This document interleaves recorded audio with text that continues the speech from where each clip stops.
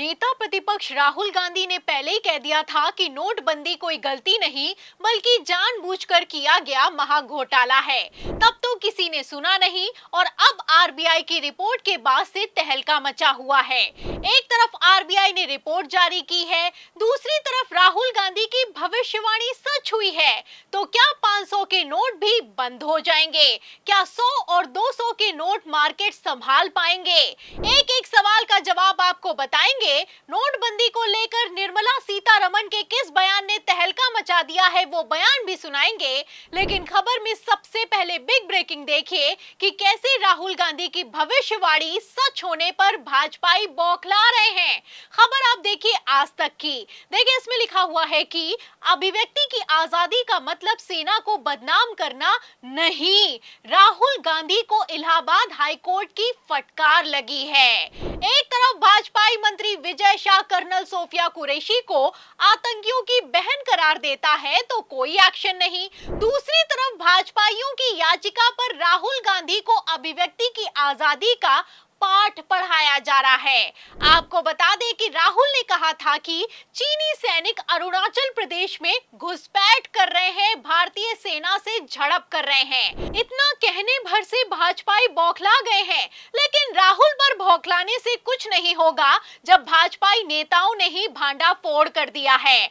आपको बता दें भाजपाई दिग्गज नेता सुब्रमण्यम स्वामी के बयान पर सबके मुंह में दही जमा हुआ है। एक तरफ हाईकोर्ट ने राहुल गांधी को फटकार लगाई तो वहीं दूसरी तरफ भाजपाई नेता ने राहुल को सपोर्ट कर दिया है और बयान दिया है कि चीन अरुणाचल सीमा पर सेना इकट्ठा कर रहा है। मोदी सरकार ने शुतुरमुर्ग की तरह इस खबर को ब्लैकआउट कर दिया है। खेल समझिए, राहुल ने जब जब भांडाफोड़ किया है, भविष्यवाणी की है, तो राहुल की कही हुई एक एक बात सच साबित हुई है।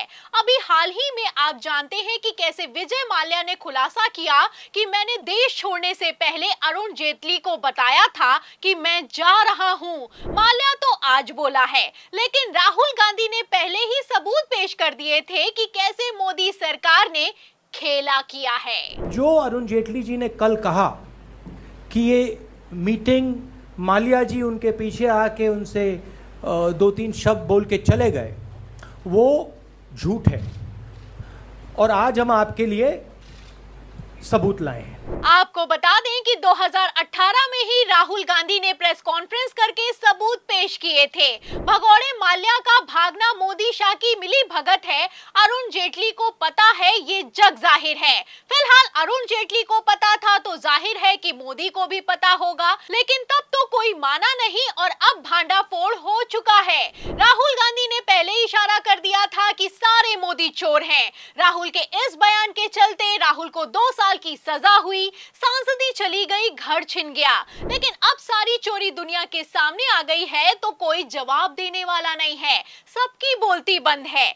आपको बता दें कि जीएसटी, कोरोना, मणिपुर, विदेश नीति, हर मसले पर राहुल की कही हुई हर बात सच साबित हुई है। राहुल ने सदन में खड़े होकर कहा था कि चीन और पाकिस्तान एक हो गए हैं, अगर युद्ध हुआ तो दोनों के साथ होगा, भारत के लिए स्थिति गंभीर है। तो जो राहुल गांधी ने कहा था हुआ भी वही। आप अच्छे से जानते हैं कि किस तरीके से पहलगाम आतंकी हमले के बाद सीज फायर के नाम पर अमेरिका ने मोदी के पीठ में छुरा मार दिया, लेकिन चीन पाकिस्तान के साथ खड़ा हो गया, कहने लगा कि पाकिस्तान हमारा दोस्त है। खबर नहीं याद है कि राहुल गांधी की किस तरीके से भविष्यवाणी सच साबित हुई है, तो मैं आपको खबर भी दिखा देती हूँ। खबर आप देखिए आज तक की, इसमें लिखा भी हुआ है कि चीन का डबल गेम, पहलगाम हमले की निंदा की, फिर पाकिस्तान को बताया लोहे जैसा मजबूत दोस्त। इन एक एक खबरों से आप अंदाजा लगा सकते हैं कि राहुल गांधी ने किस तरीके से मोदी सरकार को पहले ही एक्सपोज कर दिया और उनकी की गई एक एक भविष्यवाणी सच साबित हुई। अब ऐसे हालातों में सवाल ये खड़ा होता है कि क्या नोटबंदी घोटाला भी एक्सपोज हो चुका है? आपको बता दें कि राहुल गांधी ने पहले ही कह दिया था कि नोटबंदी प्रधानमंत्री नरेंद्र मोदी की गलती नहीं बल्कि बड़ा घोटाला है। तो क्या इलेक्टोरल बॉन्ड से बड़ा भ्रष्टाचार नोटबंदी से हुआ है और क्या आरबीआई ने इस घोटाले को पकड़ लिया है? आपको बता दें कि रिपोर्ट निकलकर सामने आई है कि साल 2025 में मार्केट में 500 के नकली नोटों में 37% से ज्यादा की वृद्धि हुई है। एक तरफ आरबीआई की रिपोर्ट है, दूसरी तरफ वित्त मंत्री निर्मला सीतारमण के बयान से तहलका मच गया है। देखिए, आज ही की खबर है और इस खबर में लिखा भी हुआ है कि 2000 के बाद 500 रुपए के नोट भी हो जाएंगे बंद। जानिए सरकार ने क्या कहा। तो इस खबर में अंदर आगे लिखा भी हुआ है कि सरकार ने क्या कह दिया है कि हड़कंप मच गया है। देखिए, खबर में लिखा हुआ है कि वित्त मंत्री निर्मला सीतारमण ने हाल ही में कहा था कि सरकार छोटे नोटों और डिजिटल पेमेंट को बढ़ावा देने के लिए काम कर रही है। उन्होंने कहा कि सरकार ये सुनिश्चित करने की कोशिश कर रही है कि छोटे नोटों का ज्यादा इस्तेमाल हो।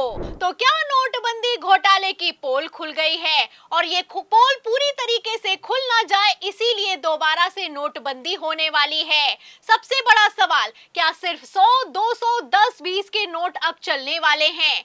आपको बता दें कि एक तरफ निर्मला सीतारमण का बयान है, दूसरी तरफ नायडू ने भी पीएम मोदी से भ्रष्टाचार पर लगाम कसने के लिए 500 के नोट बंद करने की अपील कर दी है। खबर है कि नकदी का लेन देन कम करने के लिए 500 के नोटों को बंद किया जा सकता है। मतलब बेशर्मी की हद पार हो चुकी है। 2016 में भी मार्केट में नकदी को कम करने और काला धन खत्म करने के लिए नोटबंदी की गई थी और एक बार फिर से वही जुमला फेंका जा रहा है। आपको बता दें कि नोटबंदी के बाद नकदी कम हुई नहीं है, बल्कि 2 गुने से ज्यादा बढ़ गई है। खबर है कि नोटबंदी तो होगी, लेकिन इस बार एकदम से रात 8 बजे प्रधानमंत्री नरेंद्र मोदी नहीं आएंगे, बल्कि 2000 के नोटों की तरह 500 के नोट भी एटीएम से गायब कर दिए जाएंगे।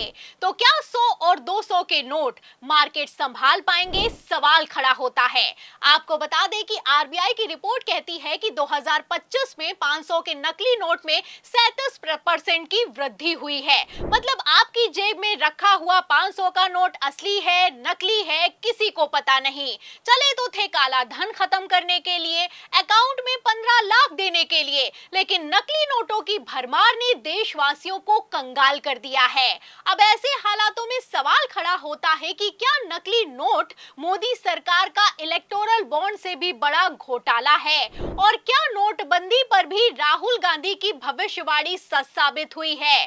फिलहाल क्या हुआ है, क्यों हुआ है, ये खबरें अपने आप में साफ करती हुई नजर आ रही हैं और जिस तरीके से राहुल गांधी ने भारतीय जनता पार्टी को एक्सपोज किया है, आप एक एक बयान से अंदाजा लगा सकते हैं कि बीजेपी किस तरीके से अपने ही बनाए जाल में फंस गई है। फिलहाल इस पूरी रिपोर्ट पर, राहुल के एक्शन पर, बीजेपी के बौखलाने पर आपको क्या लगता है? असल पप्पू कौन है? जो भी आप सोचते हैं हमें कमेंट बॉक्स में जरूर लिखें। वीडियो को ज्यादा से ज्यादा शेयर करें, हमारे चैनल को लाइक करें, सब्सक्राइब करें, ज्वाइन करें। फिर मिलती हूँ अगली खबर के साथ, तब तक के लिए धन्यवाद।